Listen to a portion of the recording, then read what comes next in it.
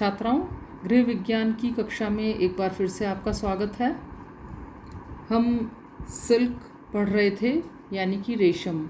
इसमें हमने अभी तक पढ़ा कि किस प्रकार से हम रेशम के कीड़े से रेशम का रेशा प्राप्त करते हैं। आज हम रेशम की विशेषताएं पढ़ेंगे कि सिल्क फैब्रिक की क्या क्या विशेषताएं होती हैं, जिसके अंतर्गत आज हम पढ़ेंगे रेशम के रेशे का संगठन, उसकी सूक्ष्मदर्शीय रचना, व्यास, लंबाई, चमक, मजबूती और उसके ऊपर किस प्रकार से रसायनों का और ब्लीच का, अम्ल का, क्षार का, उनके ऊपर क्या इफ़ेक्ट होता है और किस प्रकार से सिल्क के वस्त्र का रखरखाव किया जाना चाहिए।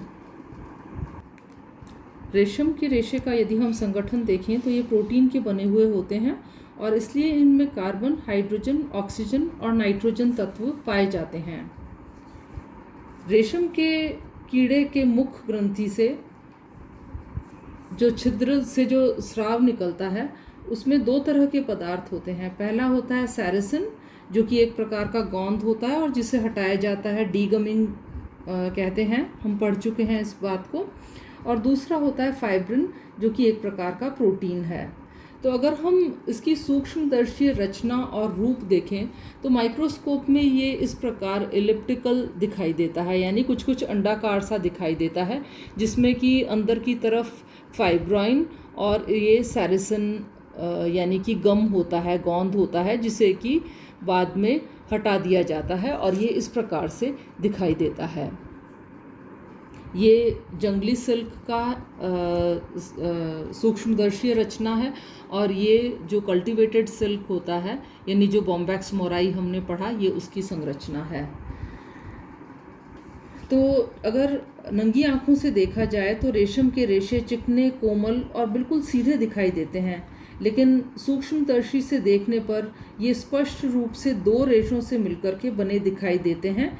जो बीच बीच में गोंद से सटा हुआ एक सीधा छड़ की भांति दिखाई देता है, उसकी रचना एक समान नहीं होती, बल्कि थोड़ा थोड़ा सा टेढ़ा मेढ़ा या असमान सतह वाला होता है। जब गोंद को हटा दिया जाता है तो यह इस प्रकार दिखाई देता है, बिल्कुल चिकना, चमकदार, पारदर्शी और सीधी रेखा की तरह ये रेशा दिखाई देता है। अगर हम इसका डायमीटर यानी कि व्यास देखें तो रेशम के रेशे का व्यास 0.00059 से 0.0118 इंच होता है। संपूर्ण लंबाई में रेशे का व्यास एक समान नहीं रहता, लेकिन जो स्वनिर्मित रेशा होता है वो काफ़ी मोटा होता है, जबकि उत्पादित रेशम का व्यास कम रहता है और इससे उच्च कोटि के अच्छे वस्त्र बनाए जाते हैं। रेशम के रेशे की अगर हम लंबाई देखें तो यह अविरल लंबाई का रेशा होता है और इसकी लंबाई 1200 से 4000 फीट तक होती है। और कुछ जो रेशे होते हैं वो इससे भी ज़्यादा लंबे होते हैं। इन्हें कॉम्बिंग करने की आवश्यकता यानी सीधा करने की आवश्यकता नहीं होती है। अगली विशेषता है रंग। तो रेशम का रेशा हल्के सफ़ेद रंग से लेकर के क्रीम कलर का होता है और जैसे हमने पहले पिछली कक्षाओं में हमने पढ़ा मूंगा सिल्क, एरी सिल्क, तो अलग अलग प्रकार के जो रेशम के कीड़े होते हैं उनसे विभिन्न प्रकार का रेशम का रेशा प्राप्त होता है। नेक्स्ट है चमक, यानी कि उसकी लश्चर। आपको मालूम ही है, रेशम के वस्त्र आपने देखे हैं तो रेशम का रेशा प्राकृतिक रूप से अत्यंत चमकदार होता है और अगर इसकी जब गोंद हटा दी जाती है तो इसकी चमक में और भी अधिक निखार हो जाता है। अगला पॉइंट आता है मजबूती यानी कि स्ट्रेंथ। रेशम का रेशा सभी प्राकृतिक रेशों में सबसे अधिक मजबूत माना जाता है, लेकिन भीगने के बाद इसकी मजबूती कुछ कम हो जाती है और सूखने के पश्चात ये पुनः अपनी मजबूती प्राप्त कर लेते हैं। एक रेशम के रेशे में 5 से लेकर के 25 ग्राम तक भार सहन करने की क्षमता होती है। अगर हम प्रत्यास्था या इलास्टिसिटी देखें रेशे की, तो इसमें इलास्टिसिटी बहुत कम होती है। इलास्टिसिटी यानी लचीलापन, यानी कि जब भी खींचा जाए तो रेशा खिंच जाए और वापस सिकुड़ जाए, फिर अपने स्थान पर आ जाए, तो इसमें इलास्टिसिटी काफ़ी कम होती है, लेकिन मौलिक लंबाई से थोड़ा सा खिंच जाने पर ये खिंच जाते हैं और वापस अपने मूल आकार में आ जाते हैं। प्रतिस्कंधता यानी कि इंग्लिश में इसे बोलते हैं रेजिलियंस। सभी प्राकृतिक रेशों से रेशम के रेशे में प्रतिस्कंधता का गुण दूसरे नंबर पर आता है। प्रथम स्थान पर ऊन है। रेशम के रेशों को कुचलने पर या क्रश करने पर ये पुनः अपनी पूर्वाकृति को प्राप्त कर लेते हैं और इसीलिए इनसे रिंकल रेजिस्टेंट वस्त्र बनाए जा सकते हैं। शिकन प्रतिरोधकता ये भी कुछ उसी प्रकार का है, यानी क्रीज रेजिस्टेंस। प्रतिस्कंधता और प्रत्यास्था के विलक्षण गुण के कारण रेशमी वस्त्रों पर सलवटें शीघ्रता से नहीं पड़ती और क्रश होने के पश्चात भी ये ज्यों के त्यों बने रहते हैं।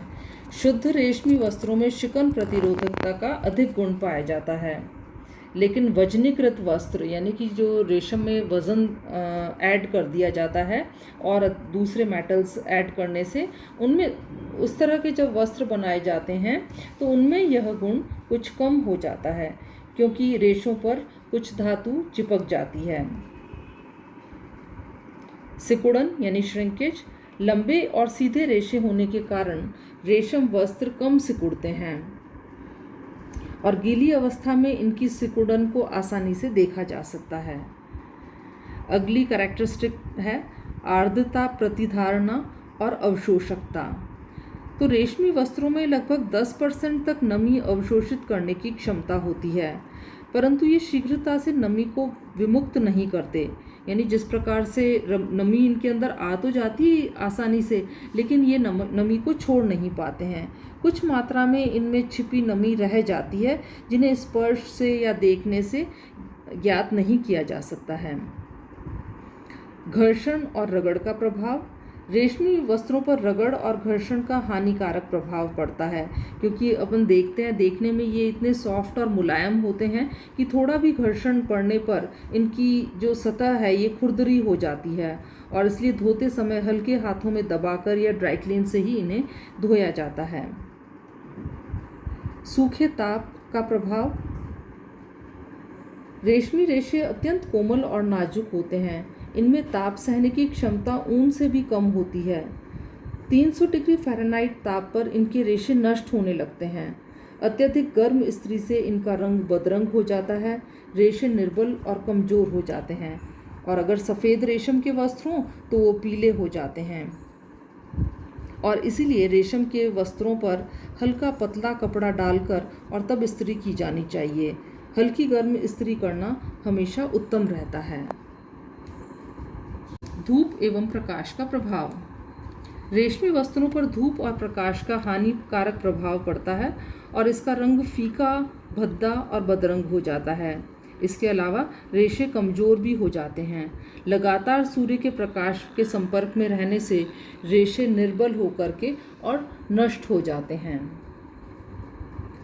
सफाई और धुलाई।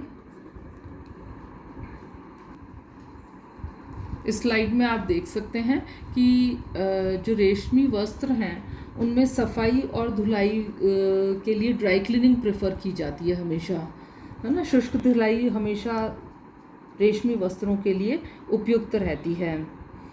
वैसे तो रेशमी वस्त्रों की सतह चिकनी और मुलायम होने के कारण ये जल्दी से गंदे नहीं होते और धूलकण, मिट्टी, प्राकृतिक गंदगियाँ ये जो है चिकनी सतह से फिसलकर नीचे गिर जाती है और दाग धब्बे भी इस पर शीघ्रता से छूट जाते हैं। जबकि अपन ने जब सूती वस्त्र पढ़ा था तो उसमें दाग धब्बे आसानी से लग जाते हैं, तो ये उसके ठीक विपरीत है। रेशमी वस्त्रों को नरम, मृदु और उदास प्रकृति के साबुन या शोधक पदार्थ से ही धोना चाहिए। इससे इनकी रचना और आकृति बिगड़ती नहीं है, रेशों में बिखराव नहीं आता और रेशे कमज़ोर होकर शीघ्रता से नष्ट नहीं होते। लेकिन यदि इन्हें तीव्र अम्ल से, क्षार से या तीव्र साबुन से यदि धोया जाए तो रेशे कमज़ोर होकर के फट जाते हैं, रेशों में बिखराव आ जाता है। अतः इन्हें हल्के हाथ से दबाकर और स्वच्छ करना चाहिए। जहाँ तक हो सके शुष्क धुलाई द्वारा ही साफ करना चाहिए या हल्के गुनगुने पानी से ही वस्त्र को धोना उपयुक्त रहता है। फफूंदी एवं कीड़े का प्रभाव। सिल्क के वस्त्रों में फफूंदी नहीं लगती, परंतु लंबे समय तक इसे नमीयुक्त स्थानों में या कलफ लगा करके रखा जाए तो फफूंद आक्रमण कर सकते हैं। रेशमी वस्त्रों पर कीड़ों का कोई हानिकारक प्रभाव नहीं पड़ता, परंतु मिश्रित रेशम के जो रेशे होते हैं उनके वस्त्रों को कीड़े खा जाते हैं। अतः इन्हें विशेष ढंग से सुखाकर और संरक्षित करके रखा जाना चाहिए। वस्त्र संरक्षित करते समय नीम की पत्तियां, नैफ्थलीन की गोलियां, इनका उपयोग करना ठीक रहता है। ताप एवं विद्युत संवाहकता। बच्चों, हमने पढ़ा रेशम का रेशा प्रोटीन का बना होता है, इस कारण ये ताप के कुसंवाहक होते हैं। अतः सर्दी के मौसम हेतु उपयुक्त वस्त्र हैं ये।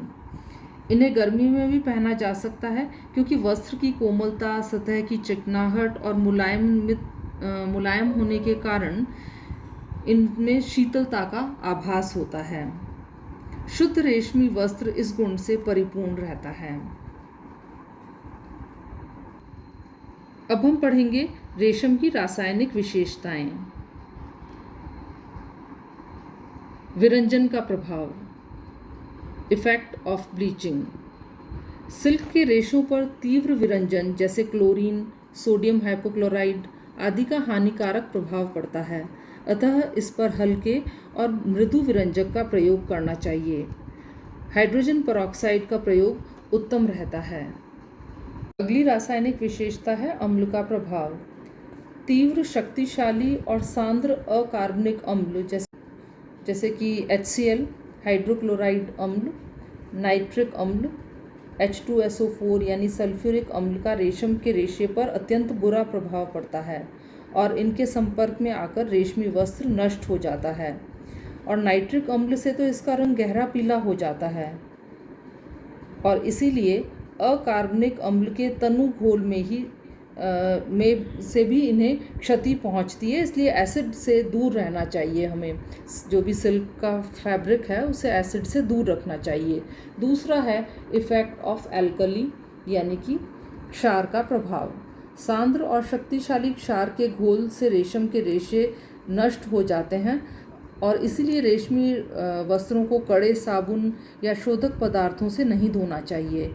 केवल मृदु, नर्म और उदासीन साबुन इनकी धुलाई के लिए उपयुक्त रहता है।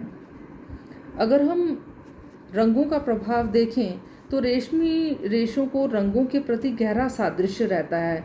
इन्हें अम्लीय, बेसिक, डायरेक्ट और अन्य सभी प्रकार के रंगों से रंगा जा सकता है और इस पर रंग आसानी से चढ़ते हैं और पक्के भी रहते हैं।